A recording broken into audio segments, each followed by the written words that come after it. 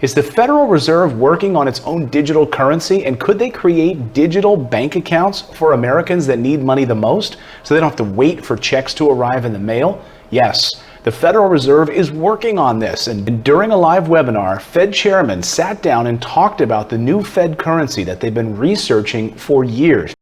I'm Esther George, president of the Federal Reserve Bank of Kansas City, and I serve as executive sponsor of the FedNow program on behalf of the Federal Reserve Banks.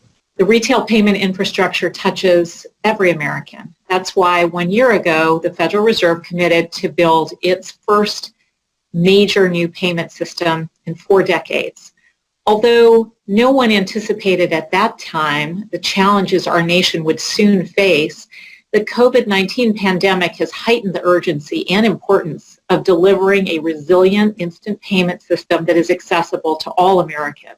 We've been talking about this idea right here on the show, the idea that since Congress has dithered and can't get their act together for a new round of stimulus, and the fact that the Federal Reserve Chair, Jerome Powell, has multiple times gone almost as far as calling on Congress to pass additional recurring stimulus. Could the Fed step in and provide a digital bank account that they could refill instantly, much in the same way that they do for big banks? The answer is yes, they could, and they should. The pandemic is taking a tremendous toll on communities across America, especially households and small businesses with the least liquid resources to weather the storm.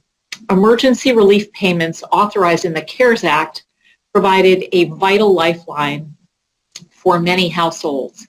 After sharply reducing their spending early in the crisis, many households increased their spending starting on the day they received the emergency relief payments and continuing for the following 10 days. The urgency with which the emergency payments were spent underscores the importance of immediate access to funds. So what's involved in this digital currency? Well, the Fed has been researching for years how this would work. Now, they've been working with Massachusetts Institute of Technology, MIT, to see what the broader market implications would be on fiscal policy, monetary policy, financial stability, banking. All of these institutions, along with consumer protection, would be under this umbrella. Members of the Fed have testified before Congress 3 times this year on the importance of having a US-based tokenized digital currency. Every major central bank in the world right now is doing a deep dive on digital currencies, and we think it's our responsibility to be at the very forefront of knowledge and thinking. I think it is clear that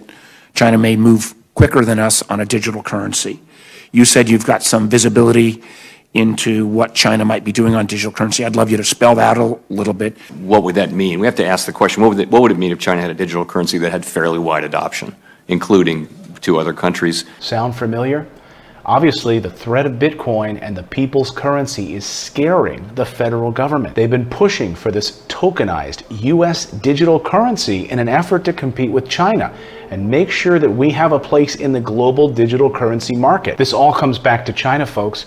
They've already been moving forward with their own China-based digital tokenized currency. So the US is not going to let China get a head start on this, to make sure that the US is not just coin-based, dollar-based in this global economy. What would really change? If you really think about it, the US dollar is backed by nothing. It's backed by the full faith and credit of the United States, right? It's not backed by gold, it's not backed by silver, it's just paper. And now if we had a US digital currency version of that, what would really change? I mean, the beauty and the allure of Bitcoin and other cryptocurrencies is that it's decentralized. We know exactly how much is in circulation. Now with a US tokenized coin, would we know how much is in circulation? Would they be able to mine as much of the digital currency as they wanted to, just the way that they're able to print as much money as they want to? How would inflation look in the face of this digital currency? Would we go away from cash altogether? As you know, many businesses are saying, we don't accept cash anymore. We don't want to touch your filthy dollars and coins. I don't want coronavirus.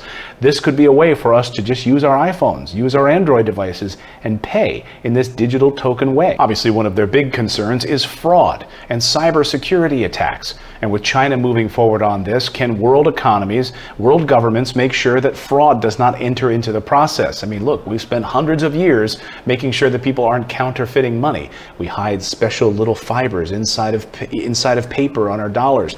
We have certain kinds of glittering paint. We have holograms that we've built into the euro and the US dollar. So this is just another form of that anti-counterfeiting. This is just another form of trying to stop fraud. But what I'm most interested in here is this idea of perhaps a stimulus or some sort of regular federal money into the hands of the American people. This is an end around Congress in many ways. The ability to create a digital currency that Americans would have access to. We would have a Fed bank account, basically called the Fed Now bank account. That's what it would be. You would have access to these federal digital dollars that they could, if they wanted to, give the most needy Americans $2,000 per month.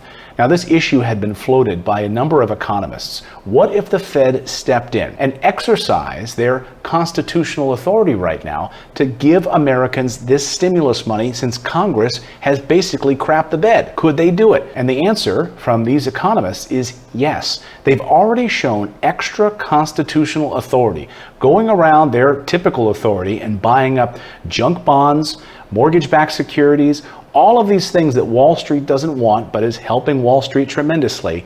They've been able to do this, even though they're not technically allowed to do it anymore. So the Fed has already shown that they don't want to listen to authority. They're like an ornery toddler who doesn't want to go to take a nap. They can do it. So could this digital currency be the answer we're looking for? And would this set us up for some sort of a universal basic income?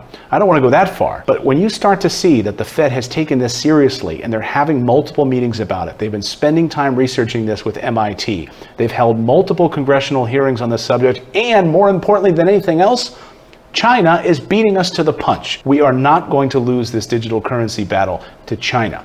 So stay tuned to this space. So what will happen with a US digital currency coming to a smartphone near you this year? If you like videos like this, go ahead and smash that like button and please subscribe to our channel. Oh, and by the way, we have a totally free newsletter delivered to your inbox every day, totally free. You can read it in about 5 minutes over your cup of coffee. We put a lot of work into it. It's called morninginvest.com is where you go to sign up, totally free. Thanks so much. We'll see you next time, everyone.